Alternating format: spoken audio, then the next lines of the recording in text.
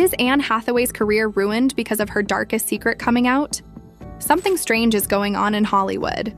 While the industry is known for its share of bizarre rumors and wild theories, there's one that's been circulating about Anne Hathaway that's just too eerie to ignore. The theory that she is somehow connected to cannibalism, and not just any random accusation, but a deeply disturbing story that ties her to the infamous Epstein files. The whole thing started with some serious buzz on social media. A viral tweet caught people's attention, and now people are seriously questioning what's going on behind closed doors. The tweet claimed, "Every tweet about Anne Hathaway going viral, like police didn't find human remains and evidence of cannibalism in her LA home that she sold in 2013. It was a cryptic and chilling message that linked Anne to something that seemed almost impossible to believe. The tweet set the internet on fire, pushing this bizarre theory into the spotlight, with people trying to piece together what was behind this strange connection. These posts, shared widely on platforms like TikTok and Twitter, began linking Anne to the recent circulation of the Jeffrey Epstein files, painting a terrifying picture of illicit activities involving the actress. The idea of Anne Hathaway being connected to such a horrific claim left many conspiracy fans reeling. But here's where it gets even weirder. The Epstein files have always been a breeding ground for speculation and conspiracy. We know that Bill Gates, in the midst of the scandal surrounding Epstein, expressed interest in meeting Anne for dinner. As Jeffrey Epstein was arranging a dinner for Bill Gates and really wanted Anne Hathaway there. Now, there's no concrete evidence linking Hathaway to Epstein's trafficking ring, but some argue that her presence in the files and her alleged connection to Gates might have been the catalyst for all of this. They say her ties to the billionaire world of Epstein, Gates, and other elite figures might be why Anne's name started popping up in these twisted rumors. But here's where it gets even weirder. This doesn't stop with Anne Hathaway. No, it drags Ellen DeGeneres into the mix too. Could Anne Hathaway and Ellen DeGeneres be tied to Epstein's circle of powerful figures? Could there be a hidden world of celebrities involved in these bizarre practices, and Anne just happens to be one of them? But what's the most chilling part of this? Some are suggesting that there's this underground world where celebrities might actually be participating in rituals to maintain power. And yes, those rituals might involve cannibalism. The rumor goes that these Hollywood elites might be involved in something far darker than we ever realized. And Anne and Ellen could be wrapped up in it. This might sound insane, but once you start connecting the dots with Epstein's connections, the theory starts to feel a little less far-fetched.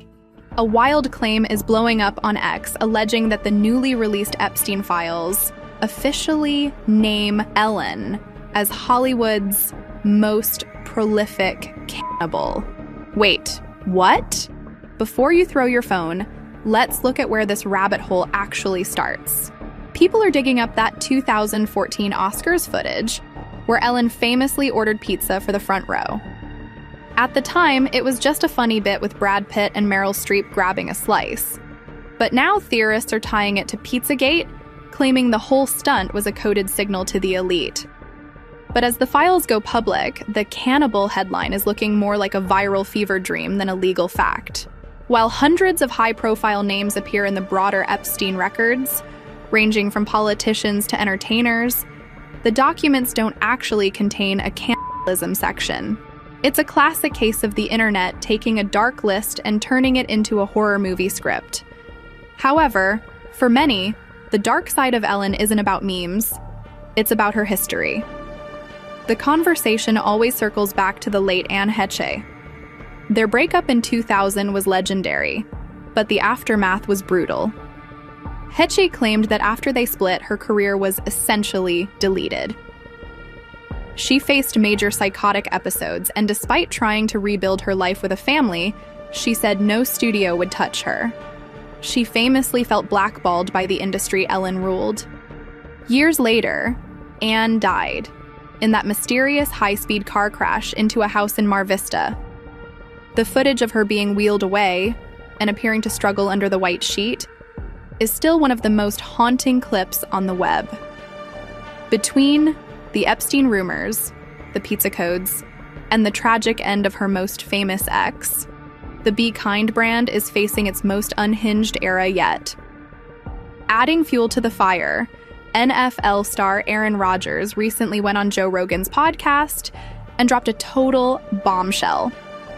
He pointed out a disturbing resemblance between the iconic blue and white striped temple on Epstein's Island and the actual set of the Ellen DeGeneres show. While Rogan tried to play it off as a coincidence, the internet isn't buying it. People are side-buying the photos and losing it over the architectural similarities. Whether it's just a design choice or something deeper, the Ellen Files rabbit hole just got a whole lot deeper. And even worse, 5 years after the 2020 scandal that toppled her Be Kind empire, fresh allegations are pouring in, and they're juicier than ever. A former anonymous Ellen DeGeneres show cameraman is stirring the pot again, calling the behind-the-scenes atmosphere a full-blown horror show. The most horrifying claim? That a senior producer was asked to reschedule their child's critical bone marrow transplant around Christmas. All to keep Ellen's filming schedule pristine, with loyalty to the show, but no loyalty to staff.